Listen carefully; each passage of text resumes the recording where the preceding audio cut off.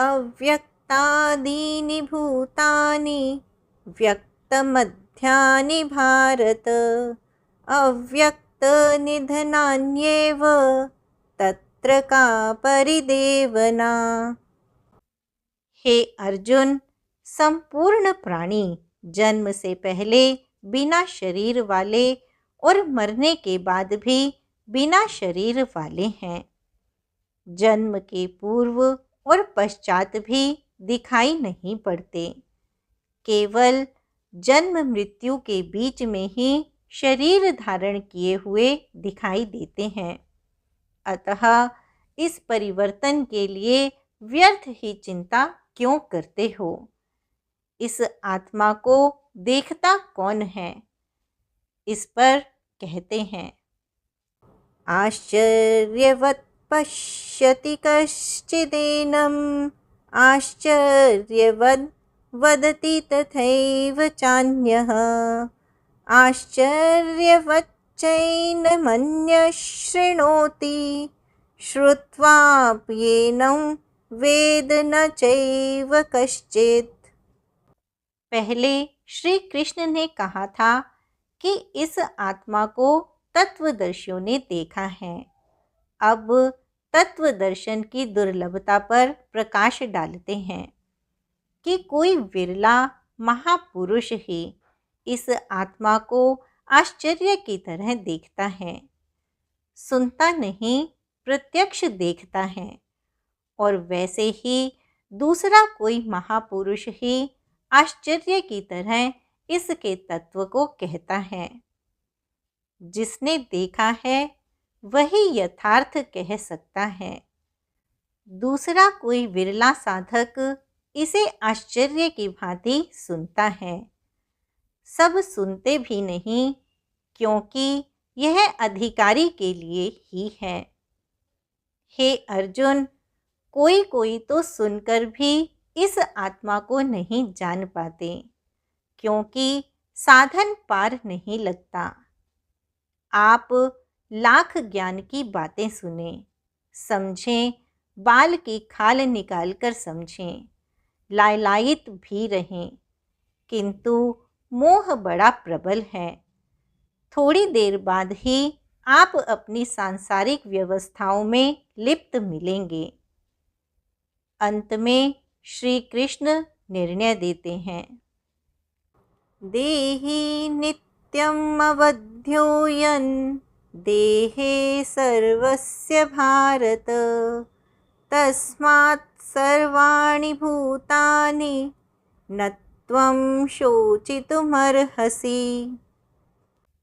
हे अर्जुन, यह आत्मा सबके शरीर में सदैव अवध्य है, अकाट्य है।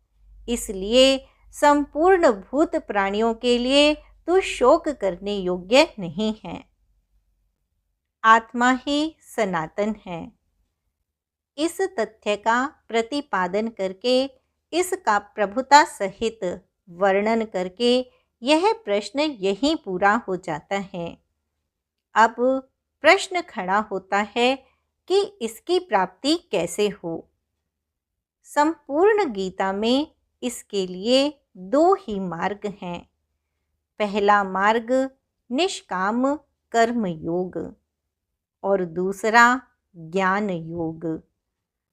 दोनों मार्गों में किया जाने वाला कर्म एक ही है। उस कर्म की अनिवार्यता पर बल देते हुए योगेश्वर श्री कृष्ण ज्ञान योग के विषय में कहते हैं, स्वधर्ममपि चावेक्ष्य न विकम्पितुमर्हसि धर्म्याधियुद्धात् श्रेयोऽन्यत् क्षत्रियस्य न विद्यते।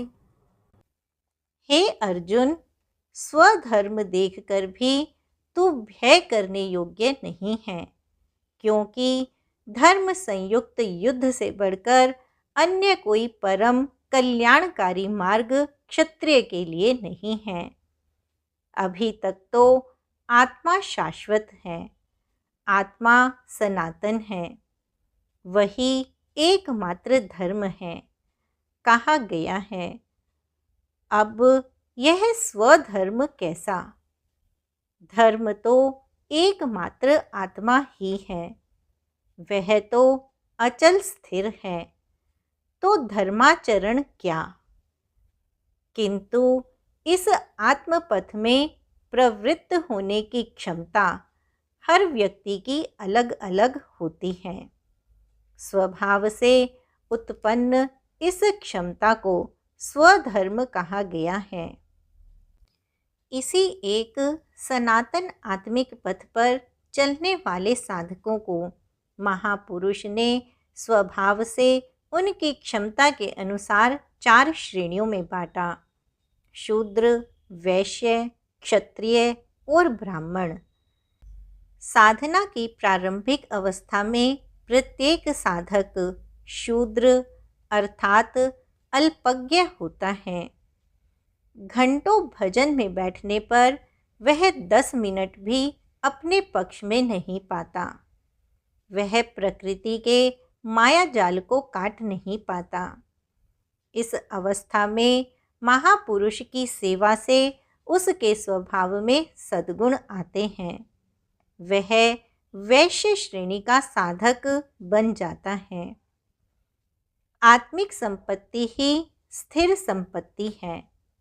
इसका वह शनै शनै संग्रह और गोपालन अर्थात इंद्रियों की सुरक्षा करने में सक्षम हो जाता है। काम, क्रोध इत्यादि से इंद्रियों की हिंसा होती है तथा विवेक वैराग्य से इनकी सुरक्षा होती है। किंतु प्रकृति को निर्बीज करने की क्षमता उसमें नहीं होती। क्रमशः उन्नति करते करते साधक के अंतःकरण में तीनों गुणों को काटने की क्षमता अर्थात क्षत्रियत्व आ जाता है। इसी स्तर पे प्रकृति और उसके विकारों को नाश करने की क्षमता आ जाती है। इसलिए युद्ध यहीं से आरंभ होता है। क्रमशः साधन करके साधक ब्राह्मणत्व की श्रेणी में बदल जाता है।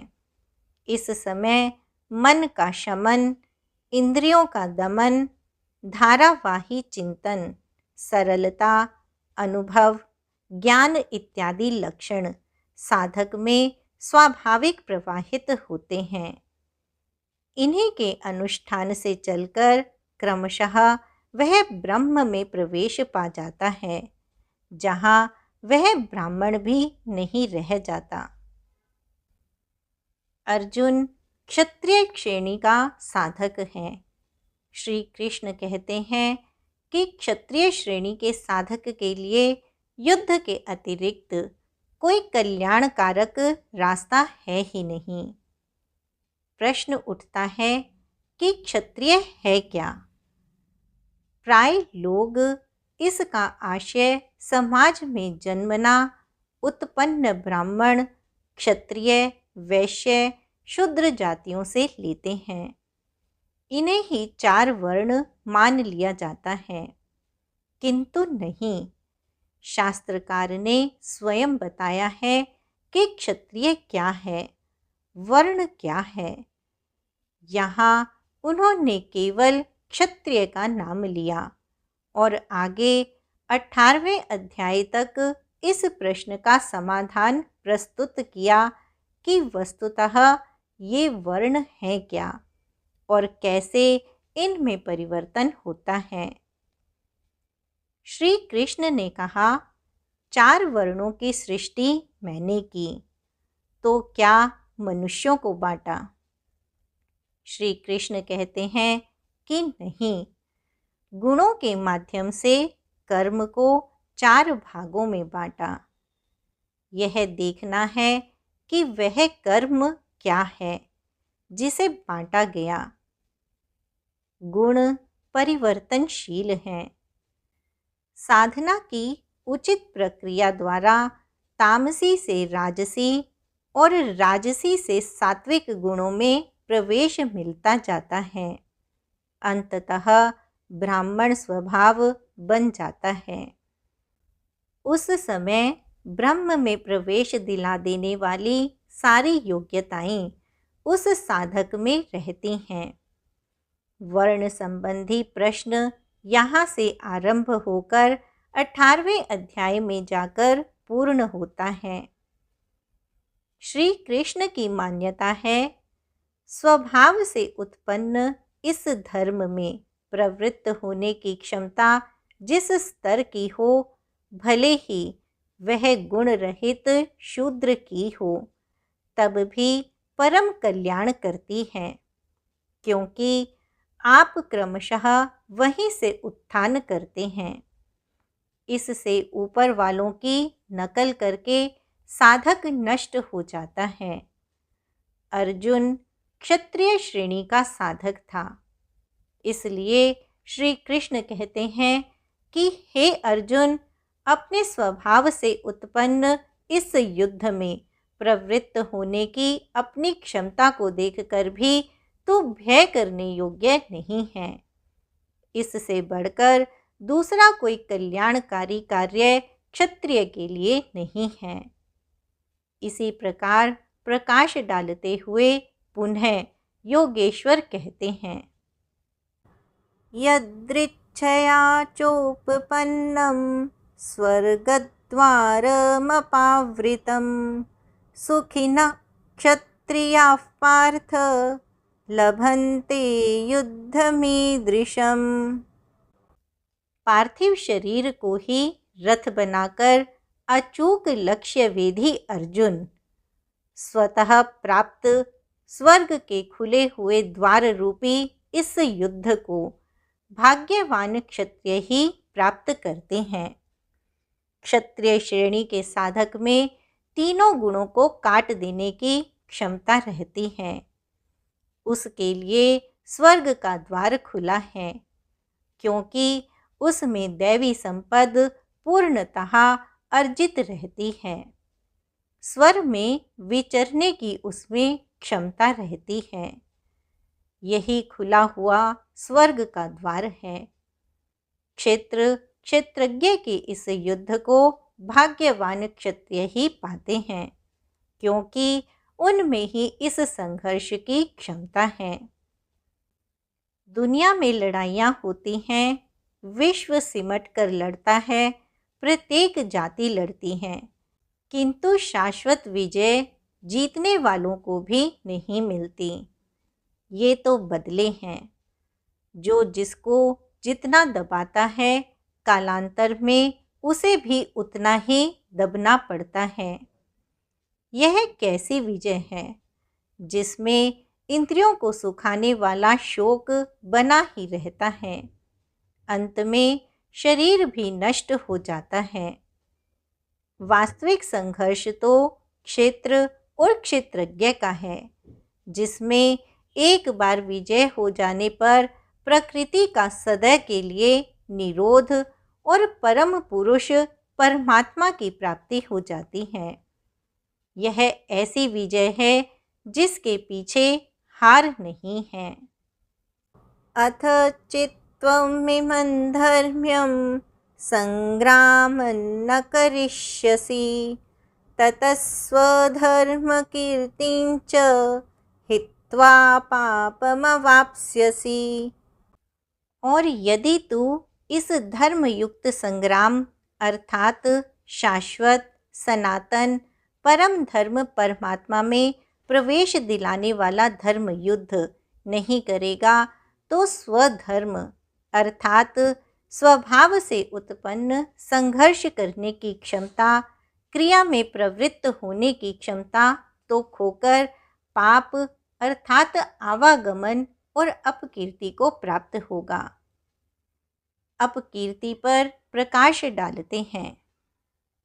अकीर्तिं चापि भूतानि कथयिष्यन्ति ते व्ययां संभावितस्य चाकीर्तिर्मरणादतिरिच्यते।